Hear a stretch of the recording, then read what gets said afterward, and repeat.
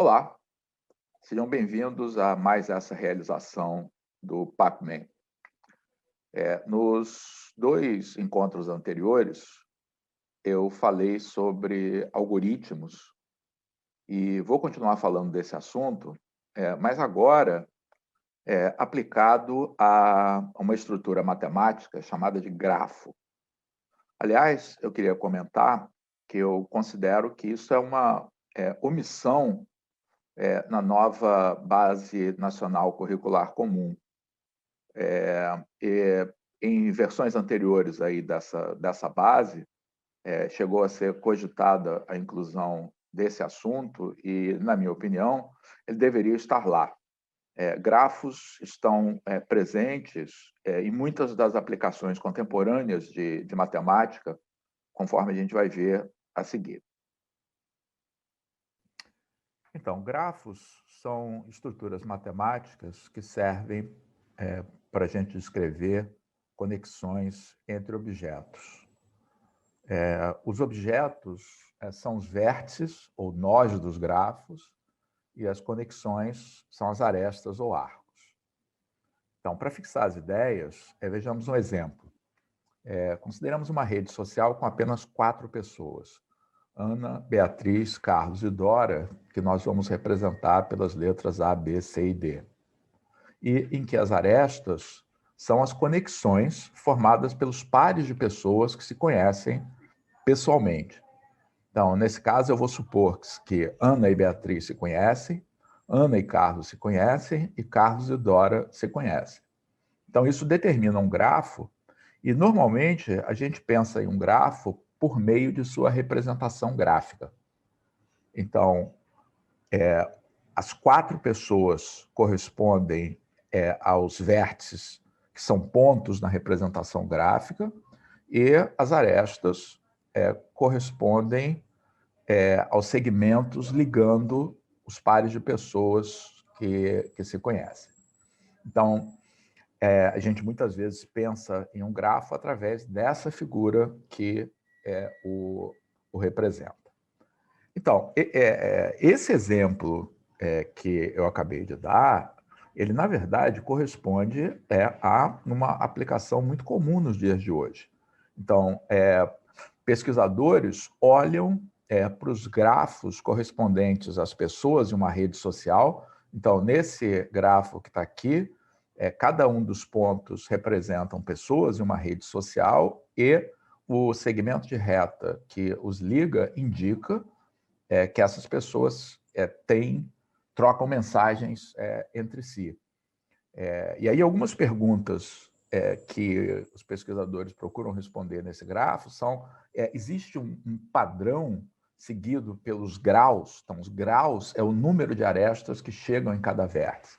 E aí o que se observa é que, tipicamente, em uma rede social, existem alguns poucos vértices com um grande número de arestas incidentes, ou seja, com um grau alto, e uma grande quantidade de pessoas que têm pouquíssimas ligações, trocam mensagens com uma ou 2 pessoas. Então, esse estudo é importante, por exemplo, para identificar quais são os líderes em uma rede social ou quais são as pessoas, por exemplo, que disseminam notícias falsas, tá, em uma rede social. Então, é o que eu falei, grafos tem muito a ver com aplicações contemporâneas da matemática.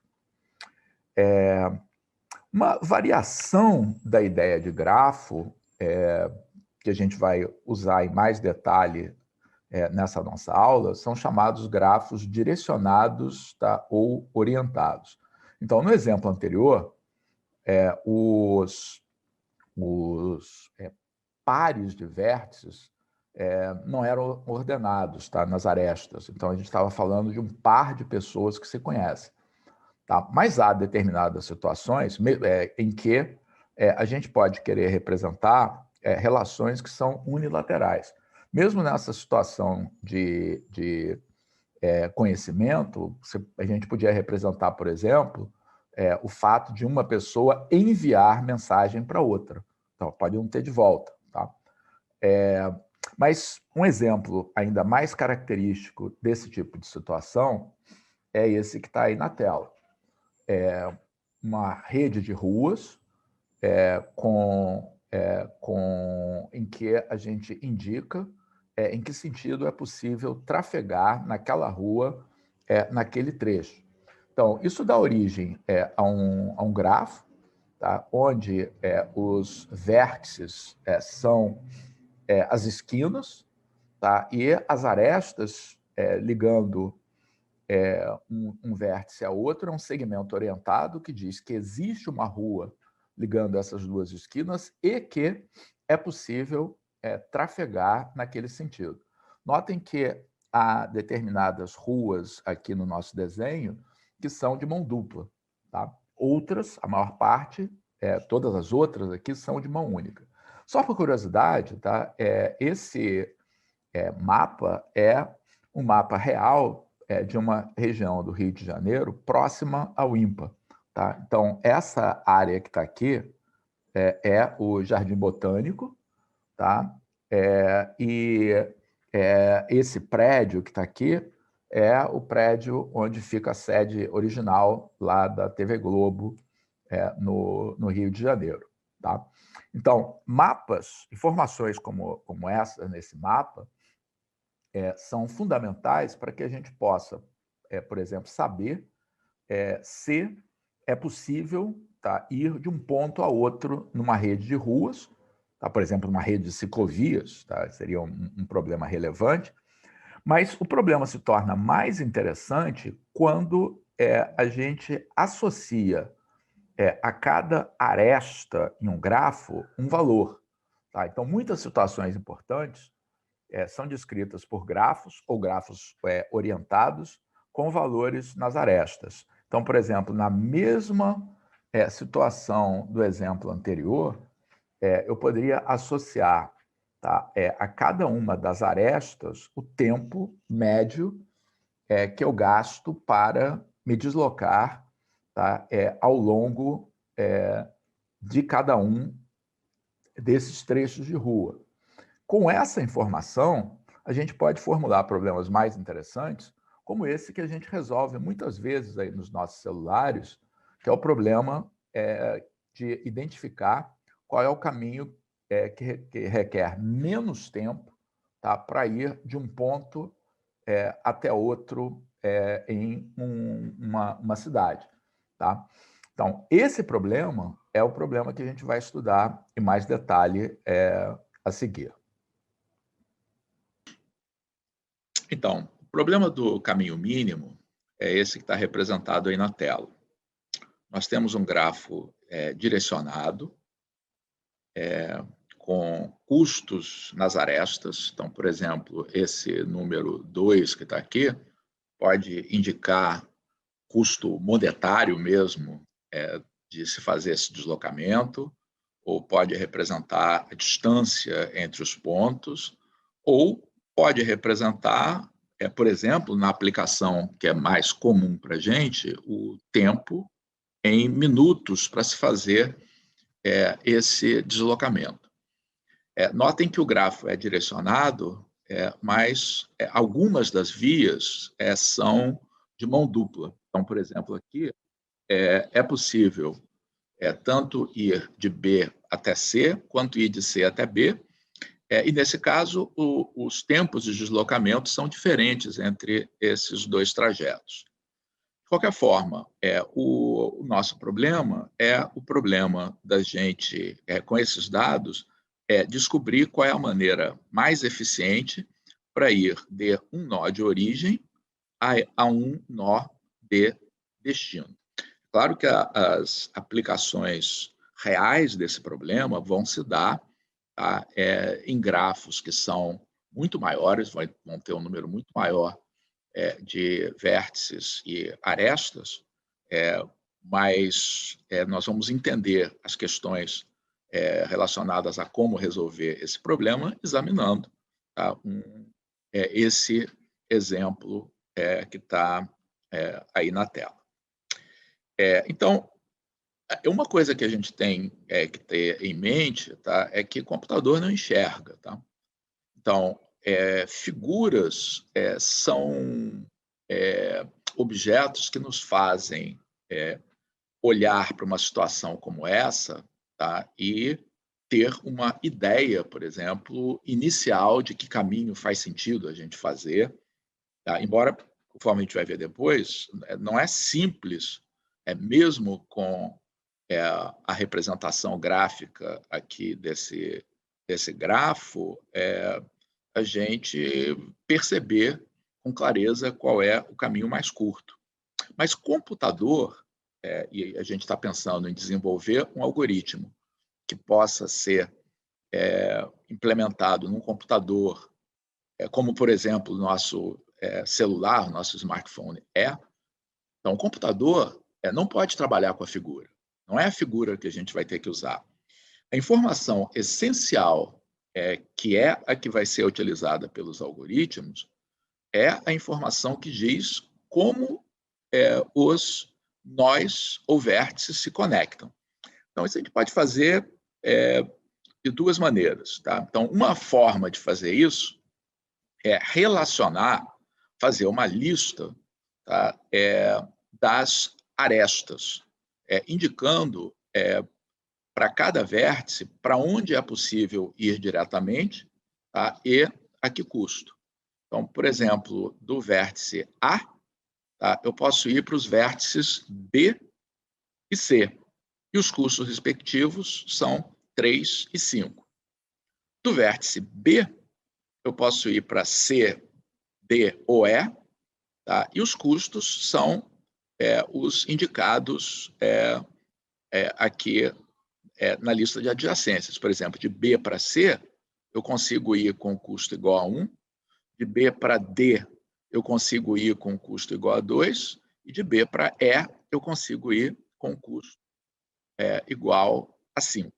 Okay? Então, essa é uma possível maneira, tá, da gente representar o grafo.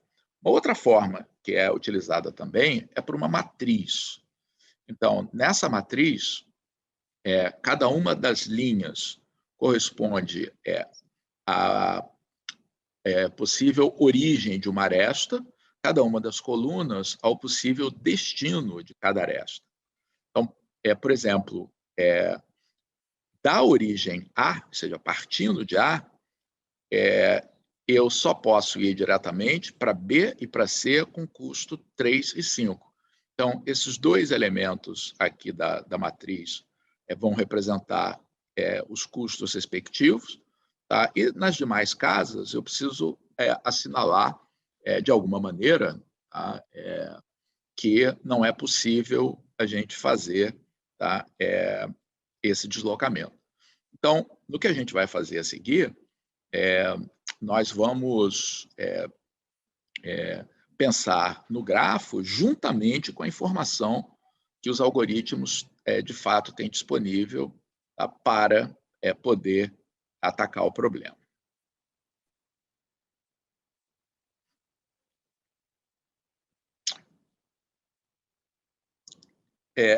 Uma primeira ideia para nós resolvermos o problema, tá, é a gente pensar da seguinte forma. Computadores, tá, são ótimos para fazer trabalho braçal no nosso lugar. Então, talvez a gente possa resolver o problema empregando um algoritmo de força bruta em que simplesmente a gente examine todas as possibilidades de caminho e aí escolha deles o que tiver o menor custo. Então, para isso, o que a gente tem que fazer é considerar cada possível sequência de vértices intermediários. Aí, para cada um desses caminhos, verificar se ele existe no grafo, tá? Não olhando para o grafo, sim? O computador não enxerga, e sim olhando para a informação relativa ao gráfico, que é a matriz de adjacências, por exemplo, relativa ao gráfico. Então, só para exemplificar o que está envolvido, tá? Digamos que eu olhe para o caminho ACDF. Tá? Então, o que eu tenho que verificar? Então, na verdade, Esse caminho ele é caracterizado pelos nós intermediários C e D. Tá? Então, o que eu tenho que ver existe a aresta que liga A a C? Então, eu tenho que olhar aqui na minha tabela, vejo A a C, existe sim, tem um custo igual a 5. Então, tudo bem. Agora, existe a aresta que liga C a D? Vou aqui na tabela e vejo que de C para D, a informação na matriz de adjacências é de que não existe essa ligação. Tá? Então, eu concluo que esse caminho não existe. Tá? Já quando eu estou examinando o caminho ABEF, tá? Eu verifico que eu posso ir de A para B, aqui, posso ir de B a E, aqui, posso ir de E a F.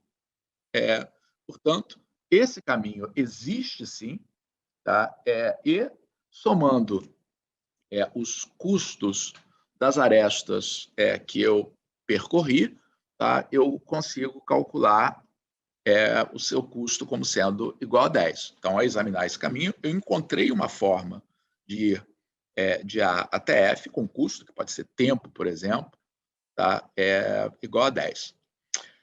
Então, vamos ver o que acontece quando nós empregamos essa estratégia, tá, para esse grafo em particular. Então, aqui na tela, tá, vocês veem o resumo dessa atividade. Então, a gente vê o grafo, vê a matriz de adjacências, tá, e aqui, nessa tabela aqui da direita, tá, eu estou considerando as diversas etapas que eu tenho que considerar em termos de número de nós intermediários. Então, por exemplo, com 0 nós intermediários, eu tenho apenas um caminho, que é o caminho que liga diretamente A a F. Tá? Esse caminho não é um caminho viável, porque a gente observa aqui na matriz de adjacências que não é possível ir diretamente de A até F. Mas o algoritmo tem que examinar esse caminho. Tá? Com um nó intermediário, olhando para a figura, a gente vê facilmente que não é possível ir de A até F passando apenas por um nó. Mas o algoritmo não tem como olhar a figura. Tá? Ele vai ter que considerar cada possibilidade. Então, por exemplo, será que existe o caminho ABF? Ele teria que ver que de A a B, sim, a gente consegue ir, mas de B a F, não, a gente não consegue ir, e por isso esse caminho não é viável. Tá? De qualquer forma, eu teria que passar por cada um desses caminhos, que vão ser 4, né? Tomando o B, o C, o D, o E como nó intermediário. Com 2 nós intermediários, tá, a gente começa a ter caminhos possíveis. Note que a quantidade de caminhos com nós intermediários, tá, é dado pelo princípio multiplicativo, pelo produto 4 vezes 3. Né? Então, o primeiro nó que eu vou passar pode ser qualquer um dos 4 possíveis, B, C, D ou E. O segundo nó intermediário pode ser qualquer um dos 3 restantes. Então, tem 12 caminhos, e se a gente faz esse trabalho de verificar se cada um deles é possível, olhando para a matriz de adjacência, os caminhos que são possíveis no grafo são esses 3 que estão aqui. A BDF, a BEF, a CEF, cada um com seu custo. Tá? Então, quando eu chego aqui, eu já encontrei, por exemplo, um caminho de comprimento 9. Tá? Okay? Mas eu só posso ter certeza de que ele é o melhor enumerando todos os caminhos. Então, tem que prosseguir para os caminhos que têm 3 nós intermediários. Quantos são eles? Novamente, pelo princípio multiplicativo, 4 vezes 3 vezes 2 possibilidades para a escolha dos nós intermediários. Agora, desses 24, apenas esses 6 listados aqui, tá, são os possíveis, entre os quais tá o caminho A, B, D, E, F, tá, cujo custo é 8, tá, e que é o menor possível. Então, note que é aquilo que eu falei, tá? Não é óbvio que essa seja a melhor possibilidade de percurso só, tá? De olhar para o grafo. E, na verdade, a gente só pode chegar a essa conclusão depois de examinar os caminhos com 4 nós intermediários. Novamente, há 24 possibilidades, tá? A mesma coisa aqui no outro passo, pelo princípio multiplicativo, dos quais 3 são viáveis, quer dizer, podem ser executados no grafo, tá? Todos eles com custo maior do que esse que a gente já encontrou. Então, esse procedimento nos leva, tá, ao melhor caminho possível, tá? Só que o custo de fazer isso, tá, é examinar todas as possibilidades, que nesse caso vão ser iguais a 1 mais 4, mais 12, mais 24, mais 24, 65 caminhos teriam que ser analisados por esse algoritmo. Não, 65 caminhos, tá? É moleza para o computador. Mas será que isso se sustenta? Tá? Será que num grafo, tá, de tamanho realista, né, que corresponda a uma cidade, dá para fazer isso? Então, vamos lá. Vamos analisar qual é a complexidade do algoritmo de força bruta. Tá? Então, vamos tomar um grafo que tenha um certo número de vértices. Então, essa notação aqui é uma notação comumente utilizada para representar número de vértices e, correspondentemente, número de arestas, tá, em um grafo. Tá? Mas o que interessa para a nossa análise é o número de possíveis nós intermediários, que é igual ao número total de vértices menos 2. Tá? E nós vamos contar quantos são as possibilidades de sequências de nós intermediários, tá? Para contar todos os caminhos que a gente vai ter que analisar. Então, o número de possíveis caminhos, eu vou considerar cada quantidade de nós intermediários. Então, passando por todos os n vértices, possíveis nós intermediários, corresponde ao número de permutações de n objetos, né? É o produto n-1 até 1, que é n fatorial. Passando por n-1 vértices, a gente tem, na verdade, o mesmo número, né? Porque o produto para em 2, mas o que ficou faltando apenas é um fator igual a 1. Então, no exemplo anterior, esse correspondia aos 2 últimos casos em que nós tínhamos 24 possibilidades.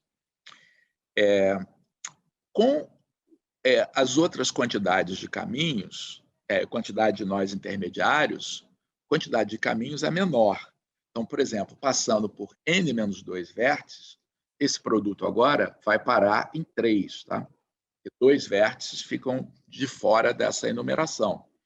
Então, se a gente pensar, a gente pode escrever esse produto como sendo n fatorial dividido pelos 2 fatores que ficaram de fora, 1 vezes 2. Então, isso vai dar n fatorial dividido por 2 fatorial. E assim por diante.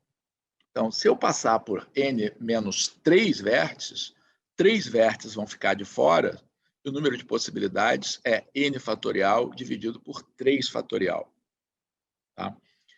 E assim, e continuando, tá? Quando eu tiver apenas um vértice intermediário, eu tenho n possibilidades, mas isso pode ser escrito como n fatorial dividido por n menos 1 fatorial. Tá? E, finalmente, passando por nenhum vértice, eu tenho uma possibilidade, tá? Que vai ser igual a n fatorial, tá? Dividido por n fatorial. Então, somando tudo isso, eu posso colocar o n fatorial em evidência, tá? Que vai multiplicar 1 para a primeira parcela, 1 para a segunda, 1 sobre 2 fatorial para a terceira, até 1 sobre n fatorial. Tá? Então, esse número que está entre parênteses, tá? A gente pode mostrar que para n maior ou igual a 3, é um número que está entre 2 e 3. Na verdade, tá? Talvez vocês reconheçam essa soma que está aqui como a soma que, no limite, fornece o número E. Tá? Então, para n grande, isso que está aqui é aproximadamente igual a 2,7, tá? Que é o número que está entre 2 e 3. Ou seja, a quantidade de vértices que eu tenho, a quantidade de caminhos que eu tenho que examinar o algoritmo, tá? É algo que cresce como o fatorial do número de vértices intermediários. Isso é bom ou ruim? É muito ruim. Tá? Vejam, se no caso que a gente resolveu, tá? Esse número, só confirmando que ele está dentro aí da faixa que a gente determinou, há 65 caminhos, tá? E esse número 65, de fato, está entre 2 vezes 4 fatorial, tá? Com 6 vértices, eu tenho 4 nós intermediários. Então, a análise que eu fiz na tela anterior me coloca esse número entre 2 vezes 4 fatorial, 48, e 3 vezes 4 fatorial, 72. Na verdade, se vocês fizerem conta, isso aqui é aproximadamente igual a 2,7 vezes 24, quer dizer, aproximadamente igual ao número E multiplicado por 24. Agora, vamos pegar um caso mais, pelo menos um pouco mais realista. Tá? Então, eu tenho, digamos, 30 vértices, um gráfico com 30 vértices, portanto, o número de nós intermediários, tá, é 28. Tá? E aí, aquela cota de 2 vezes n fatorial me leva a 2 vezes 28 fatorial, tá? Que é igual a 6 vezes 10 a 29. Só um parênteses, tá? Eu cheguei a esse número utilizando o Excel. Tá? Então, se você coloca essa fórmula no Excel, 2 vezes fatorial de 28, ele te vai responder com o valor aproximado de 28 fatorial. É um número grande. Mas é pior do que isso. Tá? É um número que torna inviável a gente utilizar esse algoritmo. Porque se a gente considerar que a gente tenha um computador que seja capaz de analisar 1 bilhão, quer dizer, 10 elevado a 9 caminhos por segundo, tá? Que além do que um computador atual aí consegue fazer, então, isso vai requerer 6 vezes 10 a 20 segundos, né? 6 vezes 10 a 29 dividido por 10 a 9. Convertendo esses segundos em anos, a gente acha 20 trilhões de anos. Tá? Num grafo pequeno. Tá? Se a gente tivesse que considerar, tá, a rede de ruas aí numa grande cidade, tá, o número de vértices é muito maior do que 30. Tá? E, no entanto, no celular, a gente consegue resolver esse problema quase que instantaneamente. Ou seja, nosso celular certamente não usa um algoritmo de força bruta. O algoritmo que o nosso celular usa, tá, ele é baseado, tá, no algoritmo que a gente vai descrever a seguir, tá? Que é o chamado algoritmo de Dijkstra.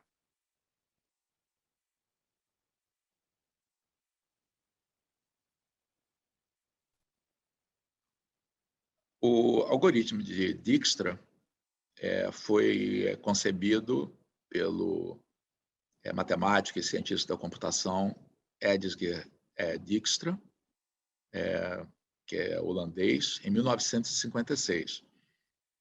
Isso nos mostra quão contemporâneo é esse tema. Né?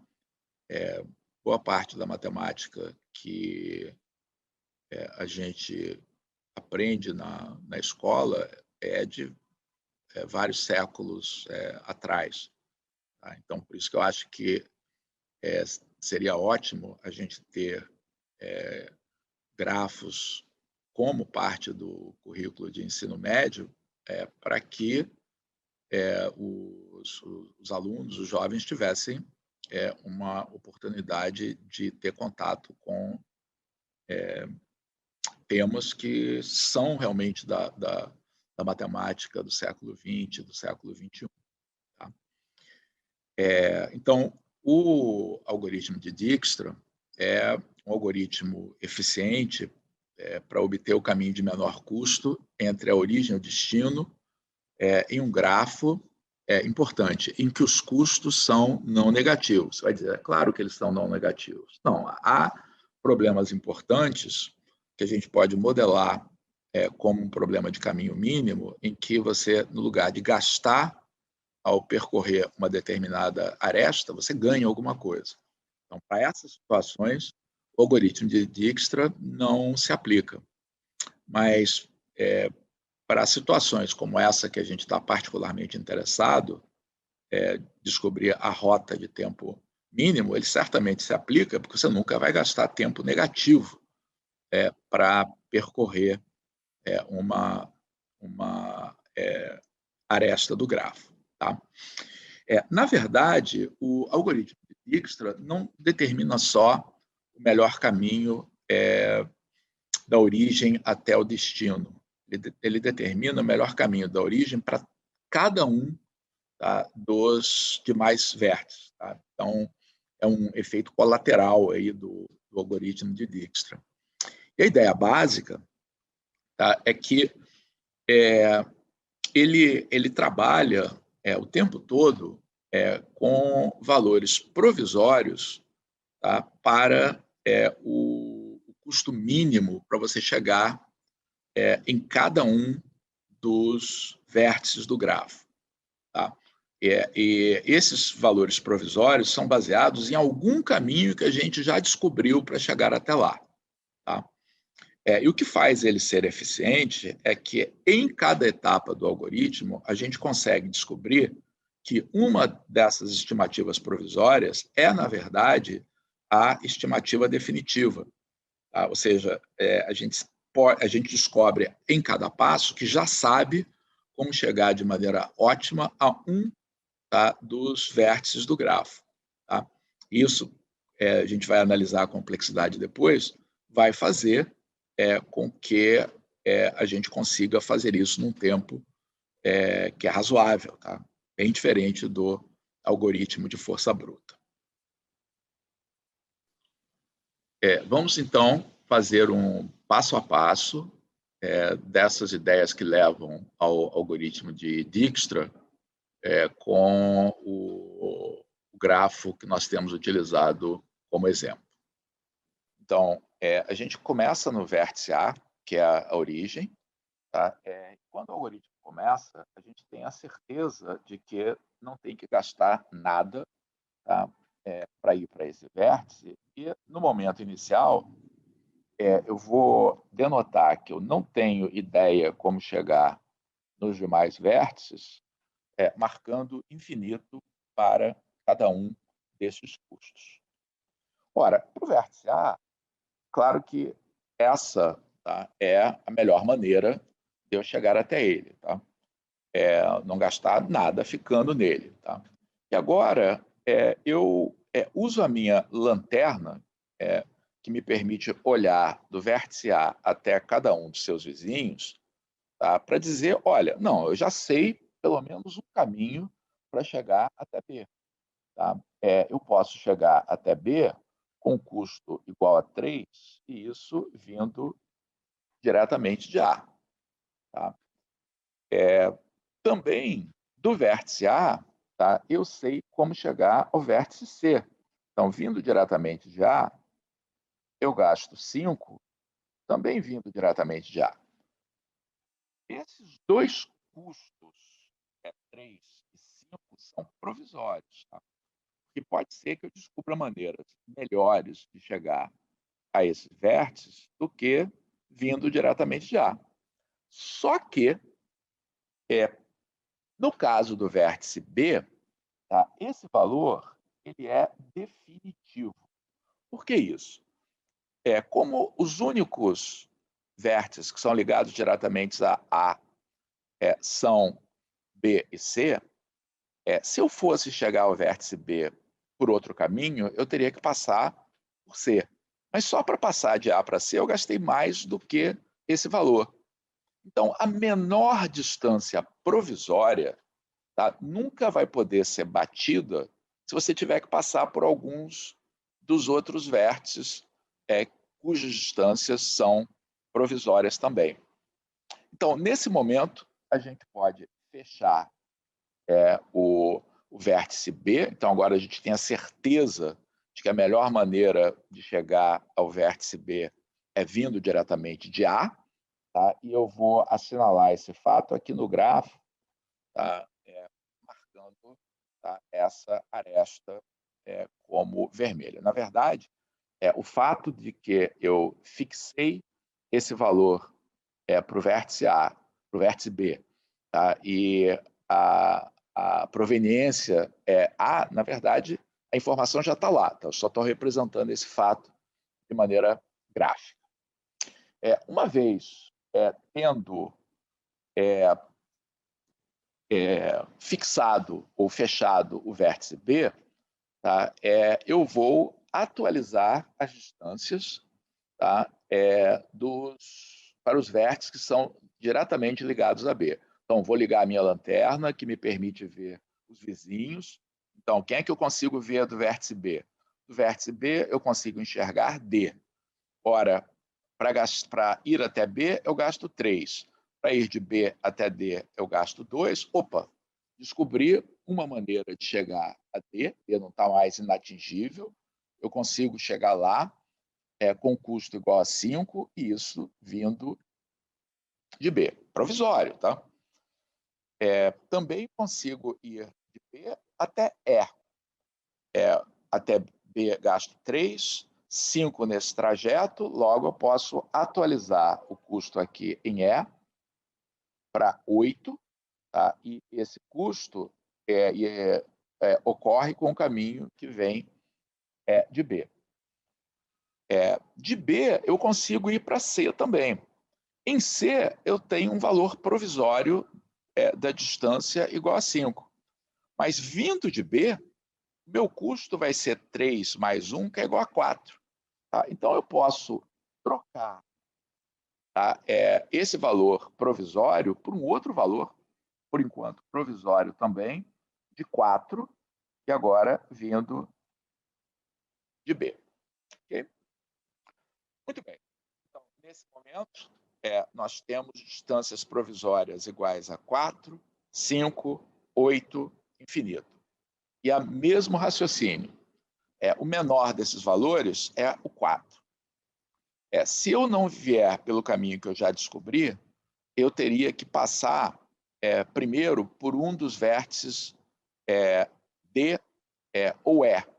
Tá? Mas se eu fizer isso, eu já vou estar gastando mais do que com o custo que eu tenho agora. Então, novamente, o menor valor da distância provisória se torna definitivo, tá? E eu vou representar isto graficamente, marcando a aresta que liga a esse vértice, tá? E vou atualizar, tá, as distâncias para os vértices diretamente ligados ao vértice C. Quais são eles? B. Bom, B, na verdade, eu não preciso me preocupar com ele, tá? Porque ele já foi fechado, portanto, eu tenho a certeza de que o valor que eu vou encontrar usando o caminho por C vai ser maior. Observem que isso de fato acontece, tá? Eu teria um caminho que eu acabei de descobrir, de 4 mais 2, 6, que é maior do que esse. Tá? Então, só tenho que me preocupar com os vértices que ainda não foram fechados. No caso, o único é E, tá? Para o qual eu tenho uma distância provisória igual a 8, mas acabei de descobrir uma nova distância, 4 mais 3, 7. Então, substituo essa informação pela nova informação de que, por enquanto, a melhor forma que eu tenho para chegar a E, tá, é vindo de C com custo igual a 7. Ok? Vou olhar as distâncias provisórias. 5, 7, infinito. Então, a menor delas é 5. Então, ela vai ser fixado. Tá? Então, vou assinalar esse fato marcando a aresta que liga o vértice B ao vértice D em vermelho e vou atualizar os custos para os vértices que são diretamente ligados a B e que ainda não estão fechados. Então, quem é que está ligado diretamente a B? É o vértice E. Vindo de B para E, eu vou gastar um total de 5 mais 1, 6. Opa, melhor do que eu tenho. Então, substituo esse valor por um valor agora de 6, vindo de D. Eu também consigo, do vértice D, finalmente chegar ao meu destino. Tá? Esse valor vai ser igual a 9, 5 mais 4.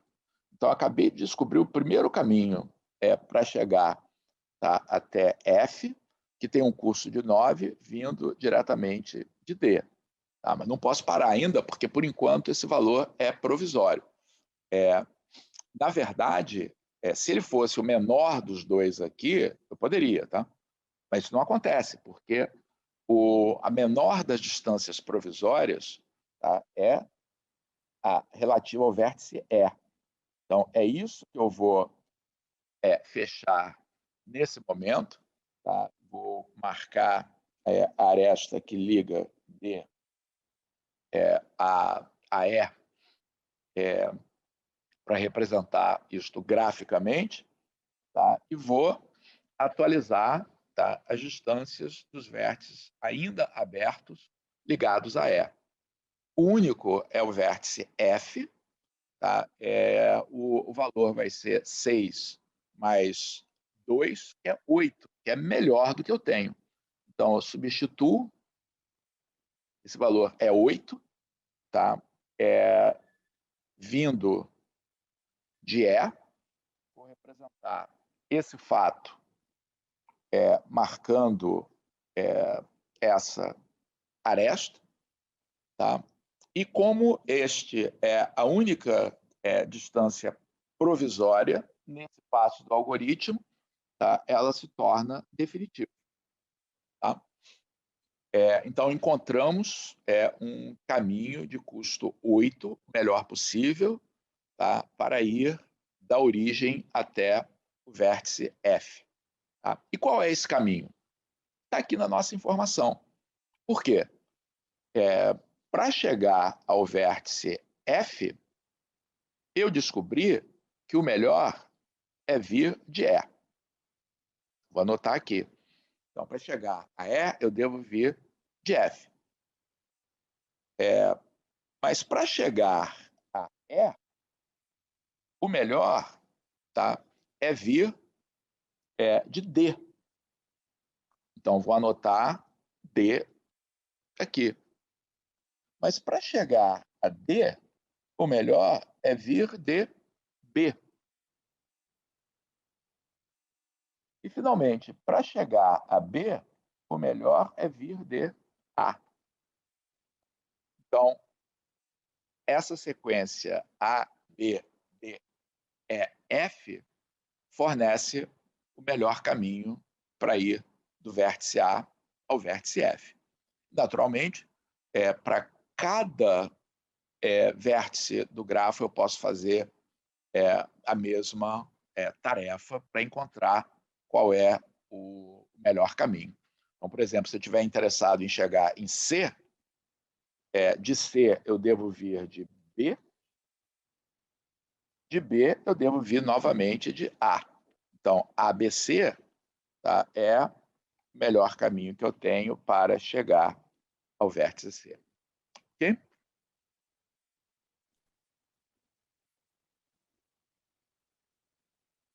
Vamos, então, descrever o algoritmo que nós ilustramos no exemplo anterior, tá?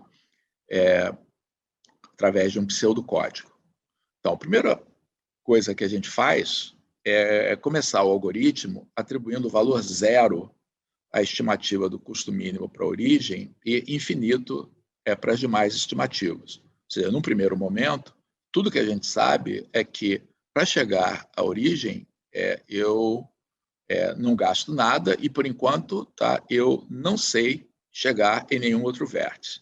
Quando o algoritmo começa, todos os vértices estão abertos. Quer dizer, eu não tenho certeza do caminho para chegar a nenhum, exceto a origem. Tá? Então, a origem vai se tornar fechado, tá?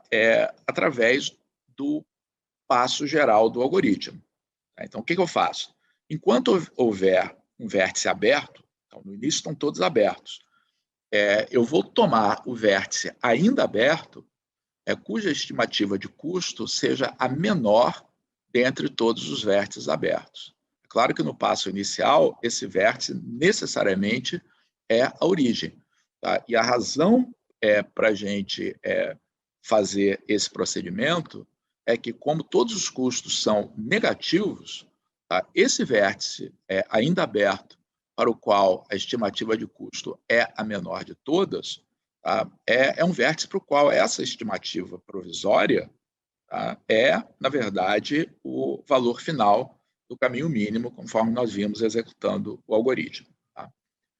Então, a gente fecha esse vértice, porque a gente tem certeza, tá, de que o valor dele não vai mudar.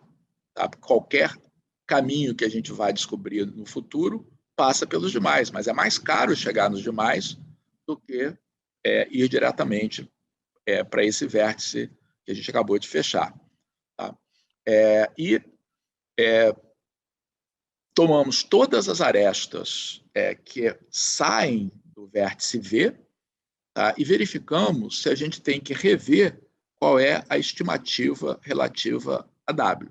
Para isso, a gente soma a estimativa do vértice V com o custo da aresta. Se ela for melhor, ou que nesse caso é menor do que a estimativa anterior, tá? Ela passa a ser a nova estimativa, tá? E a gente anota o vértice V como vértice que vem logo antes de W. Tá? Conforme a gente viu, isso é usado no final para a gente reconstruir o caminho mínimo para o destino e, na verdade, para cada um, tá? Dos demais vértices. Okay? Então, essa é a descrição do algoritmo. Tá? Qual é a complexidade? Então, o passo fundamental, tá, para essa análise é observar que cada vez que esse loop aqui é executado, tá, um vértice é fechado. Tá? Portanto, o número de vezes que eu vou executar esse loop é igual ao número de vértices do grafo. Tá? Por outro lado, para a gente executar, tá, esse passo dentro do loop, tá, são duas as coisas aqui que dão um trabalho. Tá? Eu tenho que encontrar qual é o vértice cuja estimativa de custo seja a menor. Então, para isso, eu tenho que percorrer, tá, os vértices que ainda estão abertos no grafo. Tá? E a maneira mais simples de fazer isso é a gente, na verdade, percorrer vértice por vértice, ver se ele ainda está aberto e, se estiver, verificar qual é o valor dessa estimativa para chegar a menor possível. Tá? Então, isso é algo que vai demandar um tempo que é proporcional, tá, ao número de vértices também. Por outro lado, eu tenho também que refazer essas estimativas. Tá? Mas, para fazer isso, eu tenho que procurar as arestas que saem de V. Novamente, existem, no máximo, tá, V arestas. Então, o algoritmo consiste em a gente fazer V vezes, tá, um procedimento cujo tempo de execução é proporcional a V. Tá? Então, a minha conclusão é que o algoritmo tem complexidade, número de vértices ao quadrado. Tá? Então, é um algoritmo que é quadrático do número de vértices, pelo menos para a forma mais simples de ser implementado. Na verdade, dá para melhorar essa complexidade, tá? Armazenando a informação não em listas simples, mas em estruturas de dados mais complicadas que fogem aqui ao que a gente quer discutir, tá? Aqui no PubMem. Tá? Mas V ao quadrado é muito, mas muito melhor do que 2 vezes V fatorial. Tá? Faz a diferença entre a gente ter um algoritmo prático para um algoritmo que é inútil. Tá? Algoritmo de força bruta, inútil na prática. Algoritmo de Dijkstra, dá para a gente trabalhar bem com ele e utilizá-lo como base para algoritmos que sejam mais otimizados.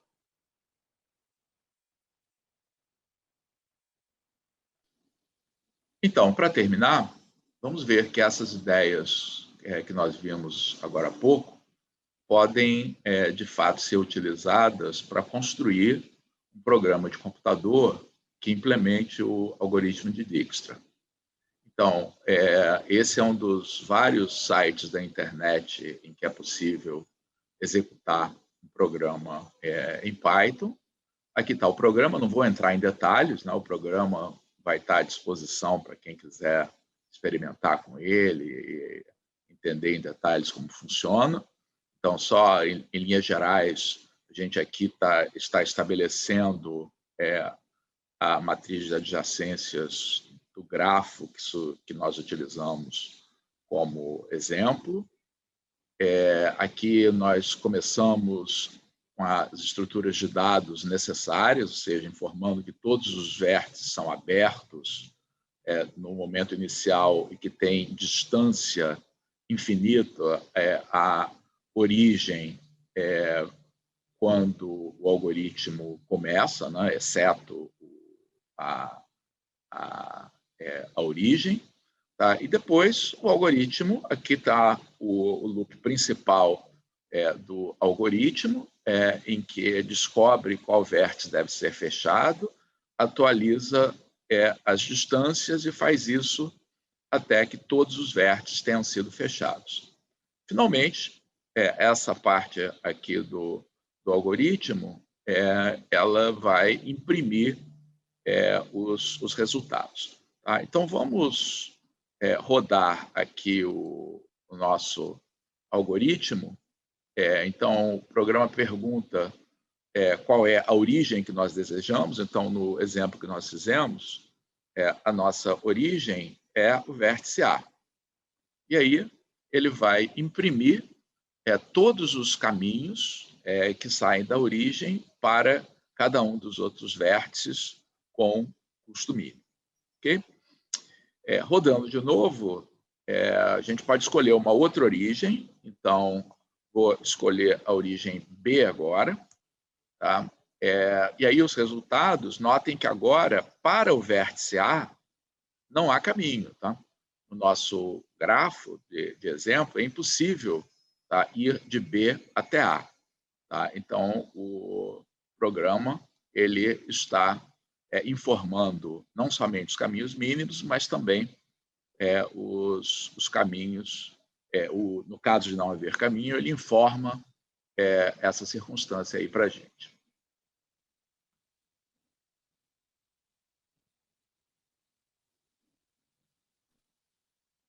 Então é isso, pessoal. Eu espero que vocês tenham gostado de conhecer essas aplicações bem contemporâneas, tá, aí da matemática. Espero que tenham oportunidade em algum momento de poder falar com seus alunos a respeito disso. Ok? Até a próxima, então.